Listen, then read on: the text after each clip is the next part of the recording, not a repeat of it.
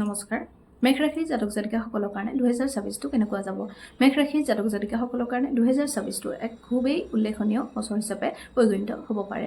ইয়াত যিবোৰ কাম আপুনি এই বছৰটোত কৰিব, সেই বছৰৰ ফল আপুনি 2, 3 বা 4 বছৰলৈ আপুনি ভুগিব পাৰিব, অৰ্থাৎ এনজয় কৰিব পাৰিব। আৰু সেইটো ওচৰত কৰা কামখিনি আপোনাৰ ভেটি হিচাপে আগলৈও আপোনাক সহায় কৰি যাব। এটা কথা মনত ৰাখিব খালি, এই বছৰটোত আপোনাৰ ৰিলেশ্যনশ্বিপৰ ক্ষেত্ৰত কিছু ব্ৰেকআপ আহিব পাৰে। আপুনি কিছু ৰিলেশ্যনশ্বিপ খুবেই বেছি গুৰুত্বপূৰ্ণ বুলি ভবা ৰিলেশ্যনশ্বিপ আপোনাৰ পৰা দূৰ হ'ব পাৰে। তো তাৰ ফলত হয়তো আপোনাৰ ইম'চনেল আপছ এণ্ড ডাউনছ আপুনি ফেচ কৰিবলগীয়া হ'ব পাৰে। সেই কথাটোৰ কাৰণে আপুনি সাজু থাকিব। এতিয়া জানো আহক যে জানুৱাৰীৰ পৰা ডিচেম্বৰলৈ কেনেকুৱা যাব প্ৰত্যেক মাহত। প্ৰথম মাহ জানুৱাৰী মাহত। জানুৱাৰী মাহত আপোনাৰ কি হ'ব? কামৰ বোজা বাঢ়িব, এক্সপেঞ্চেছ বৃদ্ধি পাব, ঠিক আছে। কিন্তু সেইমতে আপুনি ৰিকগনিশ্যন বা এপ্ৰিচিয়েশ্যন আপুনি নাপায় আৰু ইনকামো আপোনাৰ ল' থাকিব। ফেব্ৰুৱাৰী মাহত আপোনাৰ হয়তো অফিচত আপুনি অফিচ পলিটিক্সৰ চিকাৰ হ'ব পাৰে। কোনো আপোন মানুহে আপোনাৰ বিশ্বাসঘাতকতা কৰিব পাৰে। গতিকে খুবেই সাৱধানে আপুনি ফেব্ৰুৱাৰী মাহটো কটাব। আৰু মাৰ্চ মাহত আপুনি আপোনাৰ ৰিলেশ্যনশ্বিপৰ ক্ষেত্ৰত কিছু ঘাত প্ৰতিঘাত আহিব পাৰে, কাজিয়া পেচালৰ আপোনাৰ চিকাৰ হ'ব পাৰে আৰু হেল্থ ইছ্যুজ কিছু আহিব পাৰে, বিশেষকৈ ষ্টমাকৰ সমস্যা হ'ব পাৰে মাৰ্চ মাহত। গতিকে জানুৱাৰী বা মাৰ্চ মাহত এটা ষ্ট্ৰাগলিং পিৰিয়ড বুলি ক'ব পৰা যায়। এপ্ৰিল মাহটো হৈছে কি লেটিং গ'ৰ মাহ, অৰ্থাৎ আপুনি যিবোৰ সমস্যাত ভুগি আছে, ইম'চনেল আপছ এণ্ড ডাউনছৰ মুখামুখি হৈছে বা ষ্ট্ৰাগলত ভুগি আছে, সেইসমূহ আপোনালোকে লেটিং গ' কৰিব লাগিব, অৰ্থাৎ যাবলৈ দিব লাগিব। আৰু এই মাহটোত আপোনালোকে দুখীয়া মানুহক ডনেশ্যন দিব পাৰে। তাৰ ফলত আপোনাৰ আগলৈ আহিবলগীয়া মাহসমূহ ভাল হোৱাৰ সম্ভাৱনা থাকিব।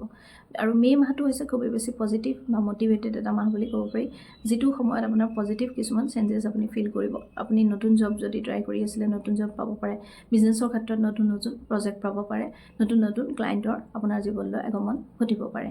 আৰু মে' মাহৰ পিছত আপোনাৰ জুন মাহটো হৈছে আটাইতকৈ উল্লেখনীয়, গোটেই বছৰটোৰে আটাইতকৈ ভাল মাহটোৱে হৈছে জুন মাহ, যিটো মাহত আপোনাৰ প্ৰমোশ্যন হ'ব পাৰে, ৰিকগনিশ্যন আপুনি লাভ কৰিব, প্ৰপাৰ্টি আপুনি লোৱাৰ সম্ভাৱনা থাকিব এই মাহটোত। আৰু তাৰ উপৰিঞ্চি আপোনাৰ ইনকাম যথেষ্ট পৰিমাণে গ্ৰ' কৰিব। আপোনাৰ কেৰিয়াৰ তথা ফাইনেন্সতো যথেষ্ট পৰিমাণে আপুনি ছেভিংছ কৰিব পাৰিব বা ফাইনেন্সৰ ক্ষেত্ৰতো ইনভেষ্টমেণ্ট ইত্যাদি নতুন নতুন ইনভেষ্টমেণ্ট আপুনি কৰিব পাৰিব। অৰ্থাৎ জুন মাহটো খুবেই বেছি ভাল বুলি ক'ব পাৰি। আৰু জুলাই মাহটোতো সেই কণ্টিনিউ হ'ব গ্ৰ'থটো, কেৰিয়াৰ বা ফাইনেন্সৰ ক্ষেত্ৰত হওক বা আপোনাৰ ছেভিংছৰ ক্ষেত্ৰত হওক, সকলো ক্ষেত্ৰতে এই যিটো আপোনাৰ গ্ৰ'থ সেইটো কণ্টিনিউ থাকিব। আৰু আপুনি ডিচিপ্লিন আৰু অৰ্গেনাইজড হৈ কামখিনি কৰি গ'লেই হ'ল। কিন্তু আগষ্ট মাহত আপোনাৰ গ্ৰ'থটো কিছু শ্ল' ডাউন হ'ব পাৰে, কিন্তু আপোনাৰ ইনকাম আহি থাকিব, কিন্তু সেইমতে এক্সপেঞ্চো বৃদ্ধি পাব আগষ্ট মাহত। এই মাহটো অলপ সাৱধান থাকিব লাগিব।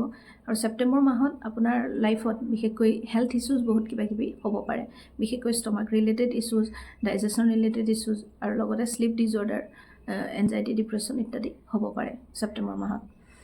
ডিচিপ্লিন আৰু অৰ্গেনাইজ আপুনি হৈ থাকিব লাগিব। আৰু অক্টোবৰ মাহটো কিন্তু আপোনাৰ গ্ৰ'থৰ কাৰণে খুবেই এটা উল্লেখনীয় মাহ। জুনৰ পিছতে অক্টোবৰ মাহটো খুবেই ভাল বুলি ক'ব পাৰি এই বছৰটোত, যিটো মাহত আপুনি কেৰিয়াৰ বা ফাইনেন্সৰ ক্ষেত্ৰত উন্নতি কৰিব পাৰিব।